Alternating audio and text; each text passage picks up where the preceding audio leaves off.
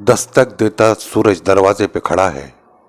किसमें हिम्मत है जो साकल खोले, वक्त से बोले कि मैं सच कहता हूँ। आप 15 साल तक बीजेपी में थे, तो क्या वजह रही जो आपने उस पार्टी को छोड़ दिया? जैसे ही भारतीय जनता पार्टी सत्ता में आई, मुसलमानों को, दलितों को, पिछड़ों को, मजदूर तबके लोगों को सताना, उनको तकलीफ देना इन्होंने अपना शेवा बना लिया।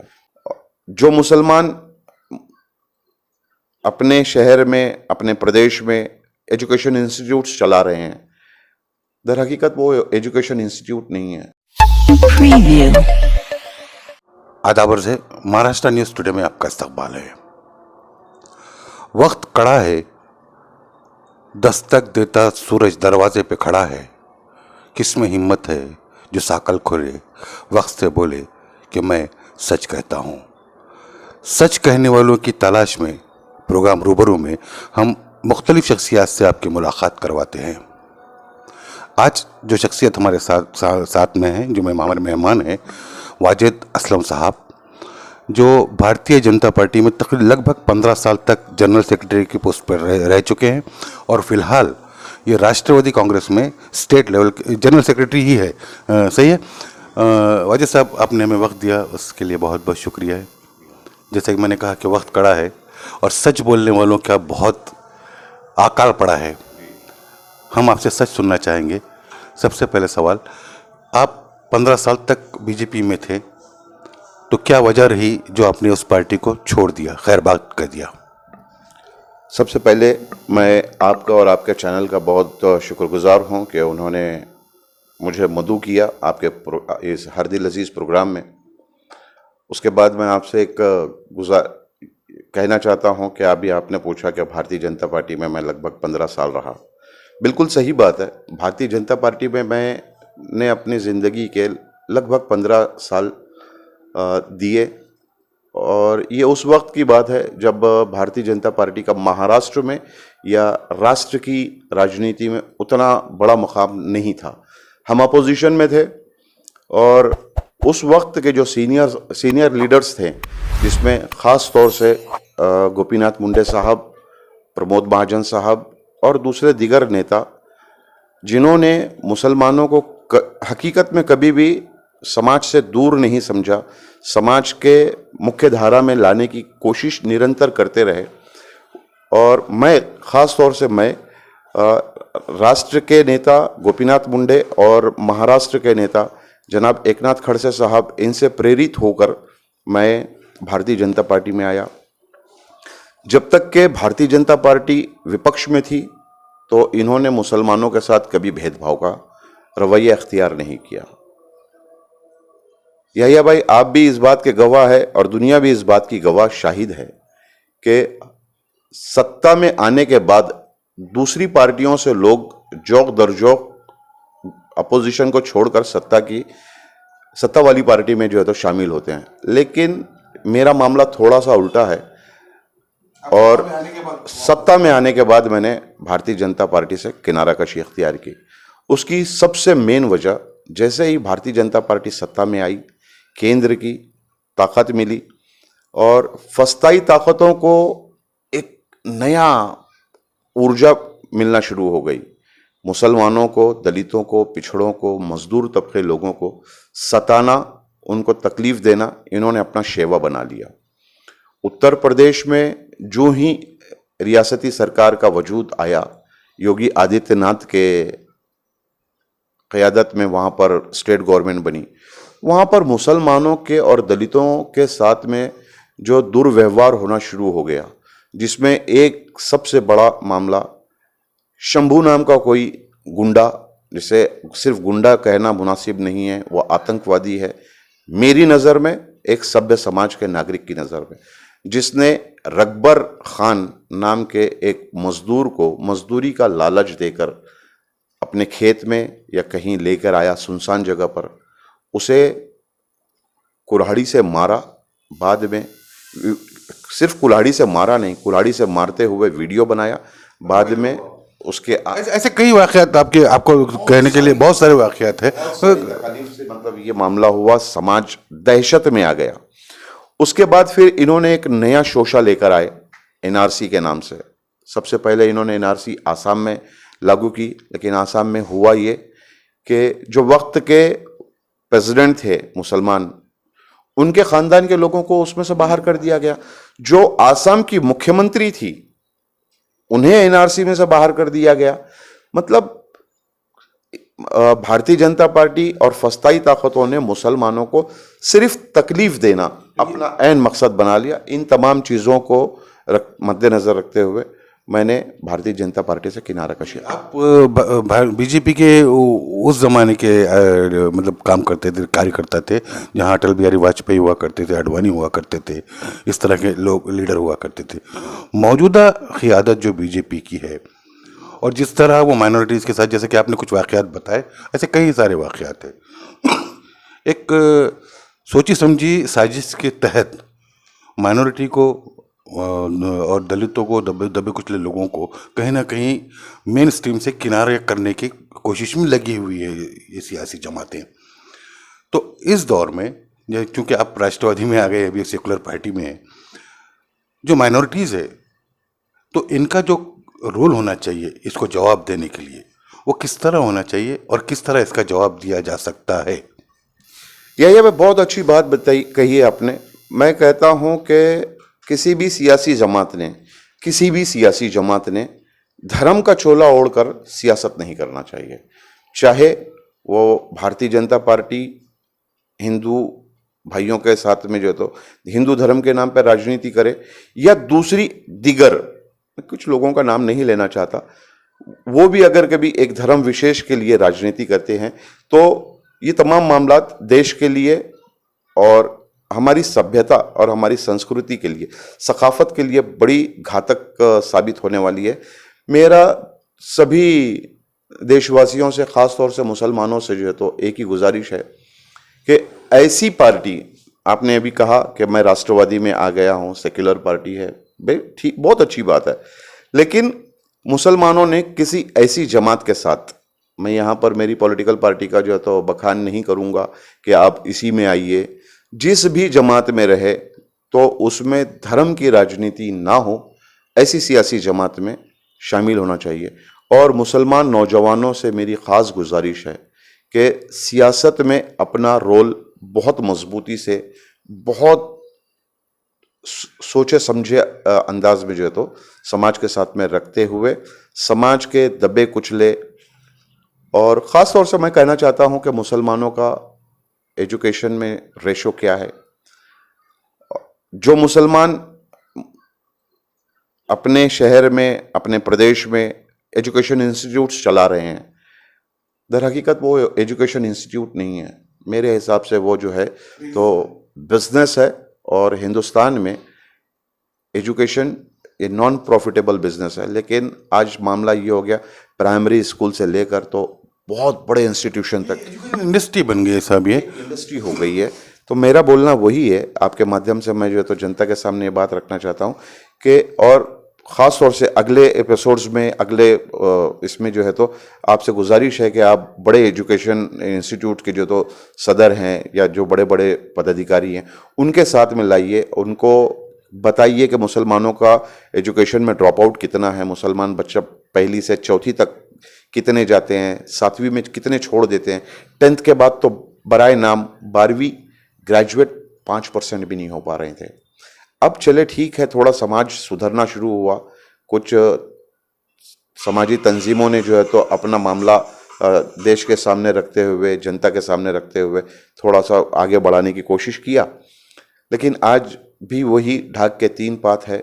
हम किसी राजनीतिक पार्टी के पीछे बड़े जोश खरोश के साथ चलते हैं और अपने बच्चों को एजुकेशन से दूर रख रहे हैं। बिल्कुल, आप जिस तरह के सवाल उठा रहे हैं, जो आपकी सोच है, जो गंभीरता है आपकी सोच में, उसकी एक वजह है। एक कहीं ना कहीं माइनॉरिटी के बच्चों के दिमाग में ये बात बैठ गई है, आप मेरे से इत्तेफाक रखेंगे कि पढ़कर क्या करेंगे, नौकरियां नहीं मिलती। बिल्कुल सही, ये सवाल है। और हमारे बुजुर्गों ने बताया, हमने पढ़कर करना भी क्या है।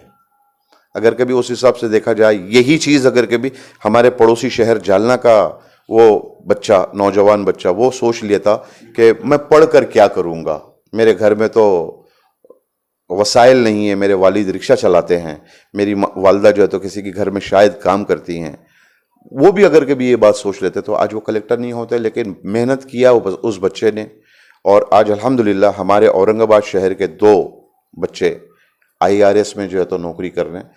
तालीम कभी भी ज़ाया नहीं जाती, और तालीम हासिल करने के लिए अगर कभी हमें चीन जाना पड़े तो चीन भी जाना लाजिम है। इक़रा। और हाँ, कुरान की पहली आयत है, कुरान जब नाजिल हुआ तो पहली आयत यही थी कि पढ़ो, इक़रा बिस्मि रब्बिकल। हमने, हमारे बच्चों ने आज सोशल मीडिया का जो तो इतनी मजबूती से थाम रखा है साहब कि जिसकी कोई हद नहीं।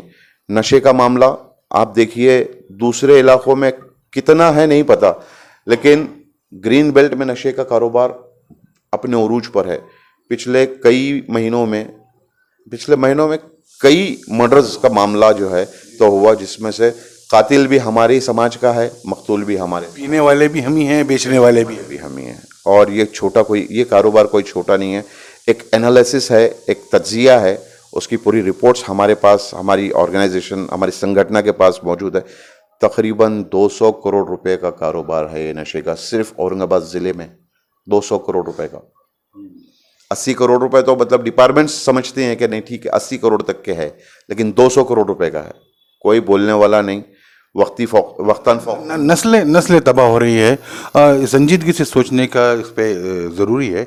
और वो समाजी तंजीमें जो माइनॉरिटीज़ का भला चाहती है या माइनॉरिटीज़ के नाम पर बनाई गई है, वो इंस्टीट्यूट जो माइनॉरिटीज़ के नाम पर एजुकेशन देना चाह रहे हैं, एजुकेट करना चाह रहे हैं माइनॉरिटीज़ को, उनकी जिम्मेदारी भी इस समाज में और इस मसले पर बहुत ज़्यादा बढ़ जाती है। सर, आप राष्ट्रवादी में हैं, एक सेकुलर पार्टी है, वो सो कॉल कह सकते हैं कि सेकुलर पार्टी है उनकी। जो मौजूदा जो हुकूमत है, हुकूमत हिंद, इनके जो सवालात है उसका जवाब देने में कहीं ना कहीं वो कमज़ोर नज़र आते हैं तमाम सेकुलर पार्टीज, क्योंकि हिंदुत्व का जो मुद्दा उनके पास है स्ट्रांगली, उसका जवाब आप लोगों के पास अभी तो मौजूद नहीं है। क्या ये सच है? बहुत हद तक के सच है। दरअसल भारतीय जनता पार्टी और उसकी ज़ैली तंजीमें, एक बात मैं आपको बताना भूल गया कि मैं RSS की एक मुस्लिम विंग होती है, मुस्लिम राष्ट्रीय मंच, मैं उसमें भी संगठन मंत्री के तौर पर लगभग 4 साल काम किया। खैर, वो एक बताने के लिए हैं कि उनका एक स्लोगन भी बहुत प्यारा है, आधी रोटी खाएंगे बच्चों को पढ़ाएंगे, लेकिन ये सिर्फ कागज, सबका साथ सबका विकास, ये सब ढकोसले वाली बातें हैं।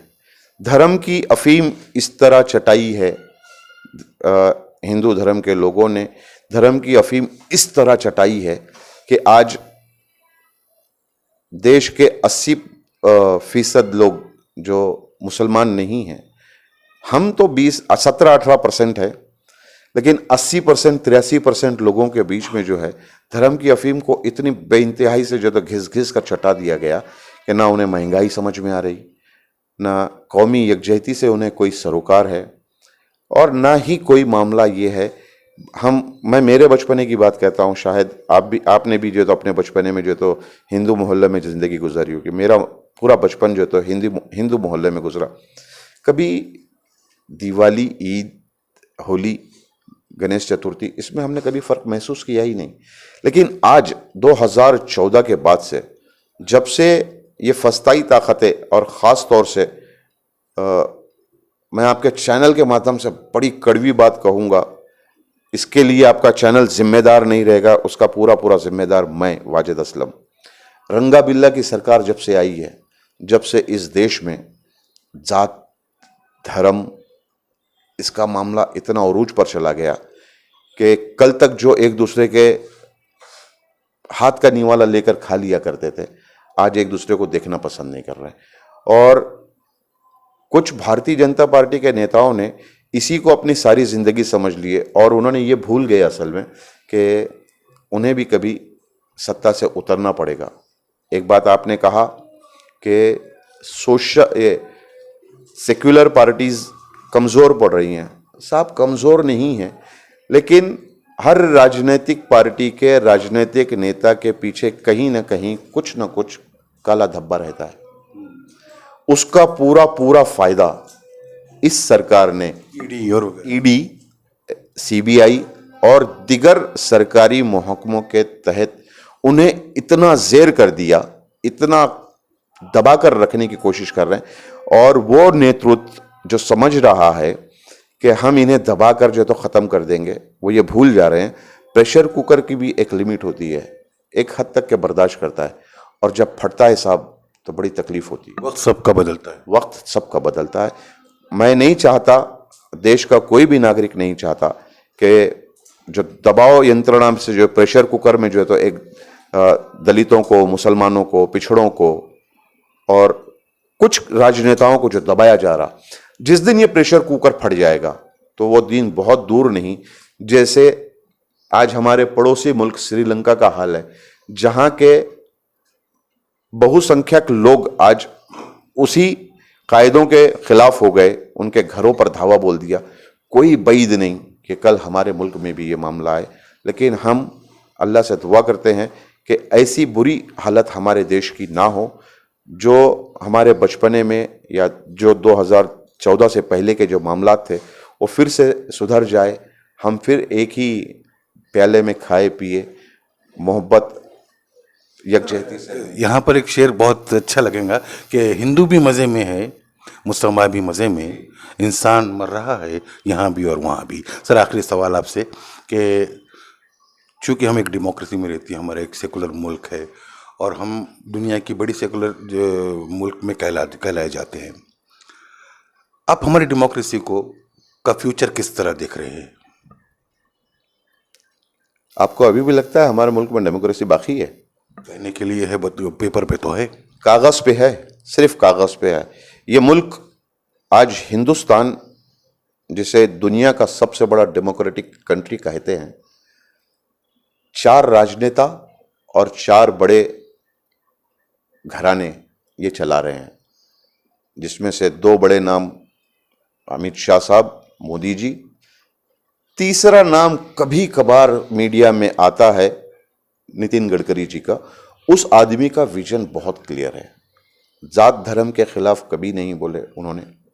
मैंने उनको बहुत नज़दीक से देखा हूँ, औरंगाबाद में भी देखा, महाराष्ट्र की राजनीति में भी देखा, नेशनल लेवल पर भी मैंने उन्हें देखा। उन्होंने कभी जात धर्म के खिलाफ नहीं गए, मुसलमानों के खिलाफ कभी भी उनका कोई स्टेटमेंट नहीं रहा। लेकिन इन दोनों ने देश को तोड़ने की और एक उनके सियासी कैरियर पे जो बदनुमा दाग लगा हुआ है 2002 का, वो समझ रहे हैं अभी भी कि 2002 का तजुर्बा हम जिंदगी भर करते रहें और सत्ता पर काबिज रहें। वक्त सबका बदलता है। बड़े बड़े शहंशाहों की शहंशाहियत ख़त्म हो गई साहब, फ़िरौन की फ़िरौनियत ख़त्म हो गई, तो ये तो कुछ भी नहीं। अपोजिशन का है ये सब। दूसरी बात, अपोजिशन तो सीधी सीधी बात है, ईडी के चक्कर में इन्फोर्समेंट डायरेक्टरेट हुआ, सीबीआई हुआ, दूसरे मामला। मैंने पहले भी कहा, अभी भी बोल रहा हूँ, हर पॉलिटिकल पार्टी के नेता के पीछे कोई ना कोई काला दाग है, कहीं ना कहीं कुछ ना कुछ, और किसी के पीछे नहीं है तो उनके पीछे ज़बरदस्ती लगाया जा रहा है। तो ये सिर्फ दबाव का मामला है। डेमोक्रेटिक कंट्री कागज़ पर है, लेकिन भारतीय जनता पार्टी और आरएसएस का जो है तो सीधा सीधा सिद्धांत ये है कि देश से डेमोक्रेटिक सिस्टम ख़त्म कर दिया जाए, बहुजनों, दलितों का रिजर्वेशन सफ़े हस्ती से मिटा दिया जाए, मुसलमानों को दूसरे नहीं, तीसरे नहीं, चौथे पायदान पर फेंक कर इन्हें सिर्फ इस देश में जीने के लिए पड़े रहने दिया जाए। यही उनकी सोच है और इस देश को हिंदू राष्ट्र बनाने की पूरी तैयारी चल रही है।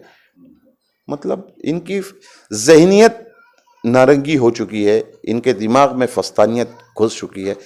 इन्होंने हिटलर का अंत भूल गए, मुसोलिनी का क्या हाल हुआ इन्होंने ये भूल गए। ये समझ रहे हैं कि क़यामत तक यही सरबर इख्तिदार रहने वाले, ऐसा कुछ नहीं है। हाँ, अपोजिशन पार्टीज बिल्कुल कमज़ोर हुई है, लेकिन नाकारा नहीं। कल की उम्मीद है आपको? बिल्कुल। आपका और हमारा जो है तो नस्बुल ऐन है, नाउम्मीदी कुफ्र है। उम्मीद की एक पो फूटेगी और जिस तरह अमावस की रात के बाद एक तारा निकलता है और फिर सारा आसमान जगमगाता है, तो कहीं ना कहीं आने वाले वक्तों में सियासत में भी सियासत की इस काली रात में एक तारा कहीं से टिमटिमाएगा और फिर से जो तो हालात देश के बदलेंगे इंशाल्लाह। चलो हम उम्मीद करते हैं कि हालात बदलेंगे। तमाम देशवासी चाहे किसी जात धर्म का हो, वो अपनी ज़िंदगी चैन और सुकून से इस मुल्क में गुजार सकेगा। आप जिस पार्टी में हैं और जिस पार्टी के लिए आप आजकल काम कर रहे हैं, उस पार्टी को लेकर भी कई लोगों का ऐसा कहना है कि हमने कई दफ़ा सेकुलर जमातों को वोट दिया, खुसूसन मुस्लिम लोगों का ऐसा है, लेकिन उसके बदले में हमें कुछ नहीं मिला। एक शिकायत आप लोगों से है। देश में मसाइल इतने ज़्यादा है या भाई कि हर इंसान को कोई भी पॉलिटिकल पार्टी खुश नहीं रख सकते। आज भारतीय जनता पार्टी को ले लीजिए, 80% लोगों में से लगभग 40% लोग वोट दे रहे हैं, लेकिन आज वो खुश नहीं है। ठीक उसी तरह हमारे वोट, खास तौर से मुस्लिम समाज के वोट तो 17% होने के बाद बिखर जाते। कहीं ना कहीं उन पॉलिटिकल पार्टी को भी लगता कि इन्होंने हमें उतना साथ नहीं दिया जितना इन्होंने हमें दिया, हम उतना दे दें।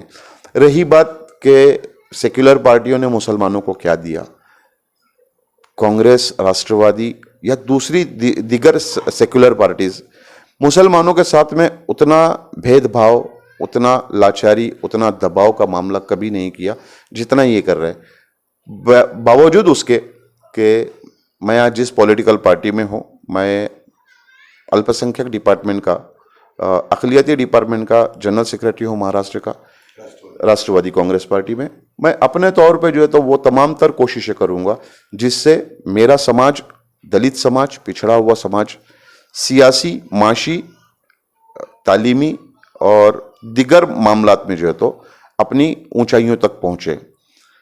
समाज की हर वो बुराई मैं मेरे पॉलिटिकल पार्टी के माध्यम से दूर करने की पूरी कोशिश करूंगा और हमारे साथ के जो भी हमारे सीनियर कायदीन हैं उनको बार बार कागज़ के माध्यम से, निवेदन के माध्यम से, अभी एक मिनट और मैं आपसे मज़ीद दरकार चाहूँगा कि मार्टी, सारथी बार्टी की तरह तर्ज पर मार्टी नाम का जो है तो एक डिपार्टमेंट बनाया जाए। इसके पीछे कई लोग हमारे औरंगाबाद शहर के नौजवान जुस्तजू में लगे हुए थे। बहुत सारे MLAs ने, MPs ने, राष्ट्रवादी कांग्रेस के प्रदेश अध्यक्ष जयंत पाटिल साहब ने, कांग्रेस पार्टी के प्रदेश अध्यक्ष नाना पटोले साहब ने, इन्होंने तक हमारे निवेदनों को या हमारे शहर के नौजवान बच्चों के निवेदनों को मान देते हुए मुख्यमंत्री साहब को एक लेटर दिया, एक अर्जी उनके सामने जो तो गुजारिश की कि मुसलमानों के लिए मार्टी क्यों नहीं शुरू किया जाए, माइनॉरिटीज़ के लिए। अगर वो चीज़ हो जाती थी, लेकिन फिर वही ढाक के 3 पात रंगा बिल्ला बैठे हैं। महाराष्ट्र की सरकार सुकून से चल रही थी, एक सियासी भौचाल आया, ईडी का डर बताया गया, 40 विधायकों को अपनी तरफ खींच लिया गया, स्थिर सरकार को अस्थिर कर दिया गया। पिछले 20 दिनों से एक कंडक्टर और एक ड्राइवर जो है तो महाराष्ट्र को खींच रहे हैं। जब ये मामला सियासत में इतने निचले दर्जे पर जब चले जाएंगे तो हाँ, तकलीफ होगी, लेकिन डेफिनेटली तकलीफ़ों से लड़ने के लिए हम हैं और हमारा साथ देने के लिए डेफिनेटली आप जैसे ईमानदारी से काम करने वाला मीडिया हाउसेस हैं जो वक्तन फ़ौक्तन हमारी आवाज़ आवाम तक पहुंचाती है और हम जनता की आवाज़ यकीनी तौर पर सरकारी महकमों तक के, सरकार तक पहुंचाने की कोशिश करेंगे। बस यही उम्मीद है कि आने वाला कल हमारा, हमारे प्रदेश का और इस देश का बहुत अच्छा रहे इंशाल्लाह। ये थे असलम साहब जिनके ख्यालात आप सुन रहे थे। अगले हफ्ते ऐसे ही किसी मेहमान के साथ हम आपसे फिर से मुलाकात करवाएंगे। दोस्तों, जिस समाज में हम आज ज़िंदगी गुजार रहे हैं वहाँ मैं अक्सर कहता हूँ कि मोहब्बतों की कमी है। आपकी हमारी जिम्मेदारी है कि जहाँ तक हो सके मोहब्बत बांटते चलिए। मोहब्बत का बदला कभी नफ़रत नहीं होता। आप मोहब्बत दोगे तो मोहब्बत ही पाओगे। इस उम्मीद के साथ कि हमारे समाज में जो बुराइयां हैं उसको ख़त्म करने के लिए आप और हम और असलम साहब जैसे लोग लड़ते रहेंगे तो हमारा आने वाला कल हमारे बच्चों के मुस्तकबिल के लिए उज्जवल होगा, अच्छा होगा। आपसे गुजारिश है कि हमारे इस चैनल को सब्सक्राइब कीजिए, इसको लाइक कीजिए और हमारे इस प्रोग्राम को ज़्यादा से ज़्यादा लोगों तक पहुंचाइए, ताकि हमारी जो छोटी सी कोशिश है वो कामयाब हो सके। आपसे इजाज़त चाहता हूँ। नमस्कार, जय हिंद, आदाब, जय भीम।